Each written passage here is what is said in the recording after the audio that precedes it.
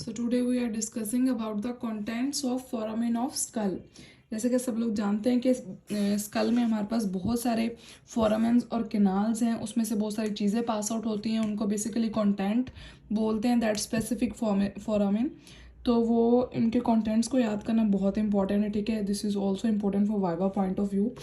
सो हम सबसे पहले तो हम देख लेते हैं कि कौन कौन सा फोरामेन है और कौन कौन सी कैनाल हमारे पास स्कल में बेसिकली है। तो ऑर्बिट में हमें यहाँ पे नज़र आ रहा होगा, ये हमारे पास सुपीरियर ऑर्बिटल फिशर है, ठीक है।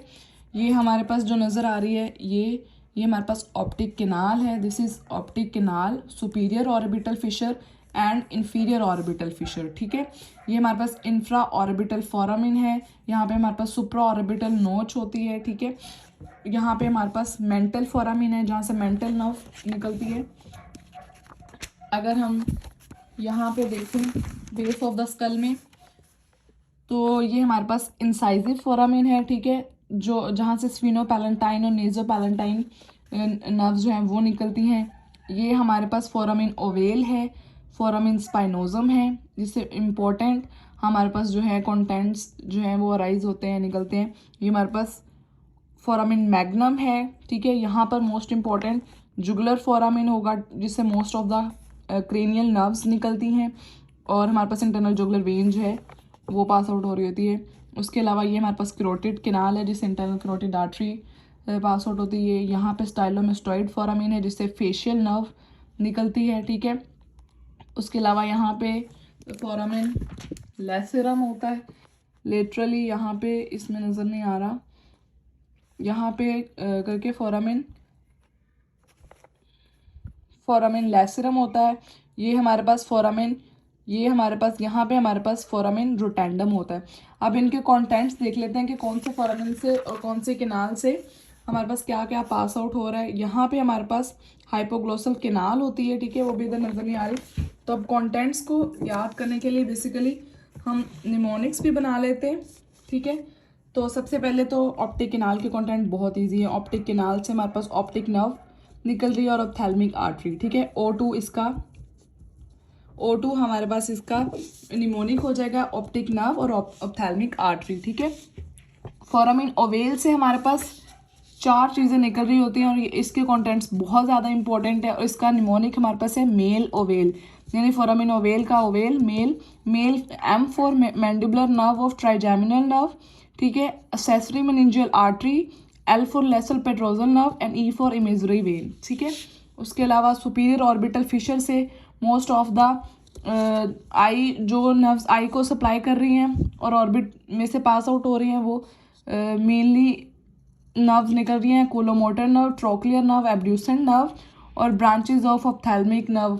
ऑप्थेल्मिक नर्व की 3 ब्रांचेज हैं, जो कि ट्राइजेमिनल में हम पहले डिस्कस कर चुके हैं, फ्रंटल, लैक्रिमल और नेजोसीलरी नर्व। और एक वेन पास आउट होती है, सुपीरियर ऑप्थेल्मिक वेन, जिसका केवनस साइनस से एक इम्पॉर्टेंट रिलेशन है कि अगर danger zone of the face infected हो जाए तो ये सुपीरियर ऑप्थेल्मिक वेन के थ्रू हमारे पास केवनस साइनस में इन्फेक्शन के फैलने के चांसेस हो सकते हैं। फोरामिन स्पाइनोजम से हमारे पास middle meningeal artery, meningeal branch of mandibular nerve, ठीक है। ट्राइजेमिनल की ब्रांच एक मिडल मेनिंजियल आर्टरी और meningeal branch of mandibular nerve, trigeminal के सेकंड पार्ट की मेनिंजियल ब्रांच निकलती है, ठीक है। कैरोटिड कैनाल से इंटरनल कैरोटिड आर्टरी और कैरोटिड प्लेक्सिस होगा।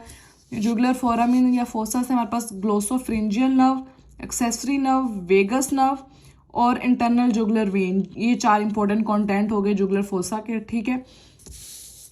इसका हमारे पास फोरामिन मैग्नम, इसका इंपॉर्टेंट निमोनिक हम MVS के थ्रू याद कर लेंगे। मेडुला ऑब्लोंगटा तो पास आउट होगा, ठीक है, मेडुला ऑब्लोंगटा पास आउट हो जाएगा।